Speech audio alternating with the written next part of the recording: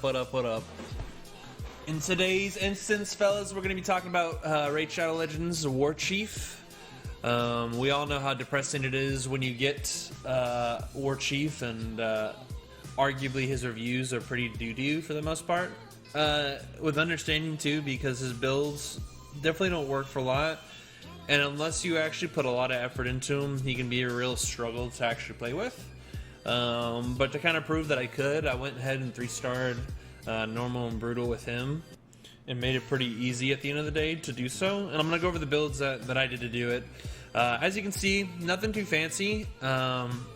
Since he's a defense operated hero, I did 2 different builds with him. The first was Retaliation. Choked on my spit there. And the second was Shielding. Retaliation worked pretty well. What I found out though, as I was getting to brutal and other instances of similar difficulty as far as dungeons and stuff like that, his cap was kind of falling off pretty quickly, and it's just because I didn't have the skill books available to actually make him worthwhile, or I couldn't push his DPS out any more than I could as a secondary unit. So what I ended up doing was kind of going a little bit more conventional build with him. As you can see, he does a decent amount for doing a minimum of hard. Brutal, he's had a little bit of a struggle on, but that's just because I haven't obviously 16 everything, and of course I haven't skill booked him or taken him to 6 stars. And as you know, the challenge gets a little bit more significant at that point. But what I've done is effectively I've made him so tanky and tanky enough that when it comes to shielding out my Kale or whoever I run with my secondary hero, he becomes pretty unique. So the benefit of this hero, this legendary, and the reason why I really like him, is because he's a taunt machine when it comes to it. So if you look at his first ability, his A1, his Brutal Force, attacks one enemy 3 times, has a 15% chance to place and provoke debuff for 1 turn. Damage inflicted is proportional to the defense, and of course damage is based on defense. So as you can see, you can rank it up to 6, level 6, increasing the debuff chance, and of course the damage by another 30%. His second ability, and this one's actually really good for bosses or for mobs that do buffs, even in arenas, low-level arenas, and when I say low-level, like Silver 4 and below, he works wonders. And the reason why is because his Marauder ability, 5 turns initially, attacks one enemy, places provoke debuff for 3 turns, has a 75% chance of stealing 2 random buffs from the target, damage inflicted with proportional defense. Now the reason why this is such a big deal in campaigns is because, especially on the dragon bosses, that put buffs on themselves, you can steal the unkillable buff and the continuous heal buff, which makes him pretty good and clutch in that regard, because it prevents him from healing, makes him himself unkillable, and gives your damage dealer an opportunity to finish off the fight without having to go another round of healing and stuff like that. And then of course his passive reflects 30% of the damage taken back to the attacker. Defense increased by 10% for each dead ally. So in an instance where you do a full team and you fight higher level stuff, this is really good because it gives you increased defense, which increases your overall damage output, which means if you're the last standing guy on a 5 team, that gives you another 40% increased damage, and if you do a 4 team, that gives you 30% increased damage and 30% increased defense, which means if you stack your defense and you red with a dead ally build, you could do something like that. Not that the damage would be significant enough for it, but in an instance like that, it allows him to do quite a bit of damage, say on Minotaur, higher level Minotaurs, things of that nature, and it's actually pretty responsive too. So he's pretty straightforward as far as his build goes. There's not a whole lot of fancy give and take with him. As a skinwalker and as a legendary, he's kind of dookie, but overall you can make him really effective, and he's a low budget hero for the most part. When I say low budget, what I mean is that his build doesn't require a whole lot of anything important, because you're going to have HP on a majority of your stats anyways, and when you run life with shield, you're going to have a decent amount of shield that goes into it. Just for anyone that doesn't know, the shield, what it is a force set that gives you 30% of your HP ally shield for 3 turns. So effectively on a 3-wave event like a campaign, you're gonna have that shield up, and 30% of 20,000 is still a relatively decent amount of shielding that goes on in that regard. So it's pretty significant. Obviously, as you 6-star ascend him, and you get all 16 gear, that shield's going to be exponentially better for you, which means that higher levels are going to be more effective in that regards. But it makes you pretty significant overall. So as you can see, I don't have a whole lot of masteries in him because I haven't done Minotaur a whole bunch on this account. I did go with the defense, obviously, for the increased damage and damage reduction. And then, of course, the max HP for the shield boost. Then, effectively, what I would do at the end is I'd go for the max HP if I decided to continue to run this guy at 6-star Ascension. Just for that. And then, of course, what I would probably end up doing is go for the counterattacks abilities, which make it a little bit more effective in the long term as far as what he can do as counter striking and stuff like that. Make him kind of, if I don't get anything better, make him good for higher arena teams if I decide to stay with him. His Force Ascension actually makes him pretty good in a lot of different instances.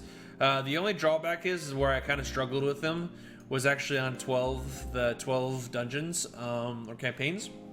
And the reason why that is because obviously they're green affinity, which means they counter red pretty hard. But for a lot of that stuff, he did really well and was able to counterpunch on all that stuff. So that's one of the other reasons why shield was important, because it would offset a lot of the opposite affinities, or the affinities that worked worse against him. So I'm just going to show you real quick, kind of how he plays, give you an idea of what I did with him. Just overall to give you an idea, this was a no spin account, so when I got him, I was a little unhappy with the results that I had. But ultimately, you know, it is what it is at the end of the day. So we'll just do Godface Crossing just to give you an idea. So just to kind of show you how he played.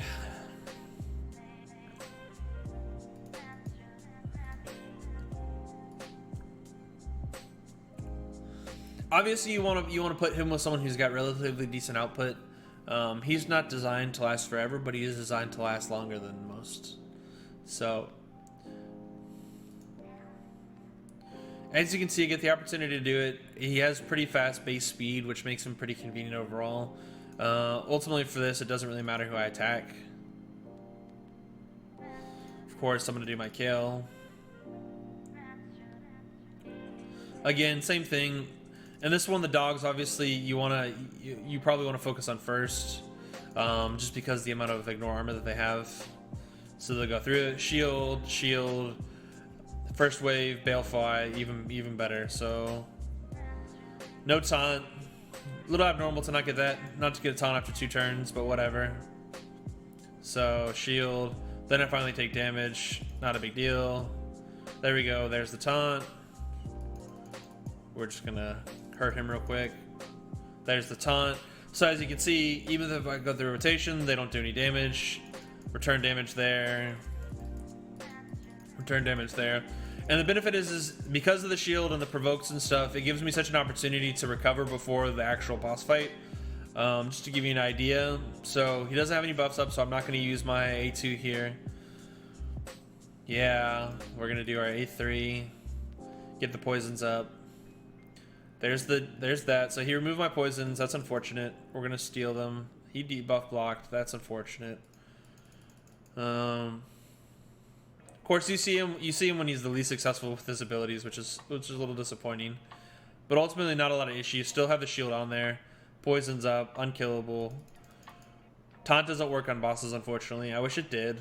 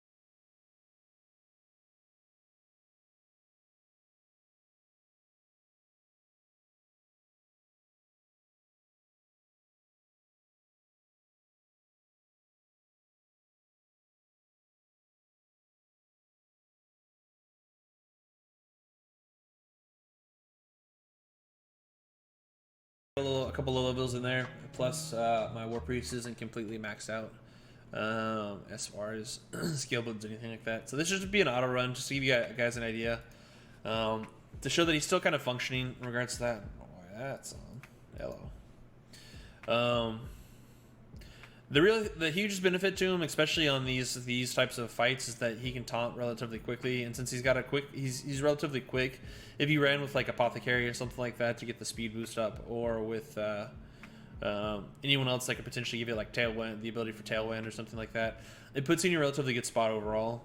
I think Warchief has a lot of good output, and for his ratings, I think a lot of the people who've given him ratings are actually just not very competent at the game, or just don't understand the full potential that he has with them. The only drawback is that I don't have skill books to test out his full capability. Now he's not 6 ascended yet, so there's two things that are kind of holding me back to seeing his full capability. Of course, damage output plays a huge factor in it, and once you get another 30% damage increase plus you get the damage reduction, it puts you in a really strong spot overall. Now the benefit is on this affinity, it's green affinity, so it's going to counter red, so they're going to naturally attack him, but you can see his tankiness kind of go into it, and still does a decent amount of damage because of the amount of swings that he does, which actually makes him good for Fire Knight too. Well, relatively speaking, if you have nothing else. For early level Fire Knights, he can do a decent amount because of how often he attacks. Marauder there was kind of a waste. And then of course you go into it. So he's not really being chunked that hard in regards to it. And of course this is an affinity that does extra damage to him. So his output, again, works really well. Once the Minotaur goes into his Berserker area, or his Berserker Rage, Minotaur Rage, you're going to see that he does a decent amount of chunk. So here we go. Okay, Talia. So, I mean, he's hitting for 2100, 2100, and 1600. So you're talking almost 6,000 damage there on a level 9, which isn't bad for a tank or defense hero who isn't stacked defense and all HP. So he does a decent amount of chunk. Like I said, what I'd probably end up doing to him if I had the chance of stacking pure HP on him to give him just a shield buff to it, and then maybe building a little bit extra speed into it if I ever got the right trinkets or items for it, or miscellaneous items, to make him a little speedier that comes into it. So as you can see, not really a lot of issue that comes into it. Killed one of my heroes there, but my Warchief still has 80% of his HP, and he's taken several hits, of course, from the Green Affinity minions as well when it comes to it. So easy enough, clear with it, not a whole lot of issue, didn't lose a lot of HP there. The benefit is that when he goes in the Minotaur Rage and you have to fight him as Warchief, say if all your team died, you're getting a 40% increased damage to your defense, which means your attacks are going to naturally do more damage, and because of the counterattack ability, gives you a better spot that goes in it. So ultimately, whatever damage gets done at higher levels gets up being reflected back at 30%. So it's a significant amount. So if you do a ton of damage to him, has high HP, you end up taking the damage back, which can be really clutch, especially in arenas and stuff like that, where it can boil down to 1 or 2 hits. When they come to it. So it's a good way to kind of offset it. Ultimately, he's not going to be an A1 or a tier 1 selection for legendaries, but if you do pull this legendary, absolutely do not fret, because he is really strong. You just have to put a little bit of investment to him with the force potions for ascendancy, and of course getting him up to level 50 if you decide not to send him 6 stars. If you send him 6 stars and fully deck him out, honestly, he'll be one of your tankiest 2 hero clears for 3 stars that you can get early game, or with some bad RNG that comes into it. So like I said, I built him with Kale. We 2-start everything on Kale.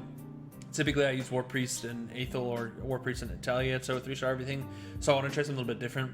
If you guys have any questions on builds or want to see something different on Warchief, I don't mind. This is one of my alternate accounts.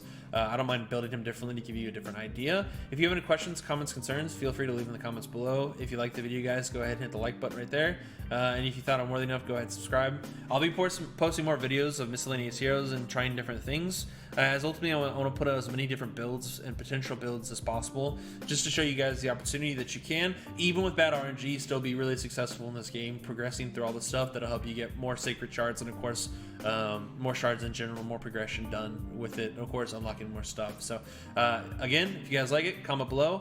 If not, let me know I'm a piece of crap, or let me know what I can do differently, and I love to hear you guys' input. So again, appreciate it, and thanks for stopping by. Run! It's gonna be a left click. It's gonna be a left click.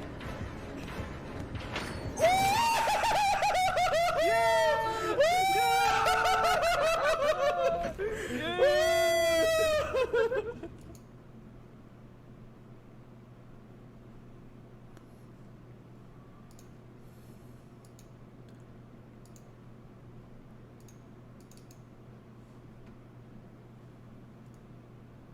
Run. It's gonna be a left click. It's gonna be a left click.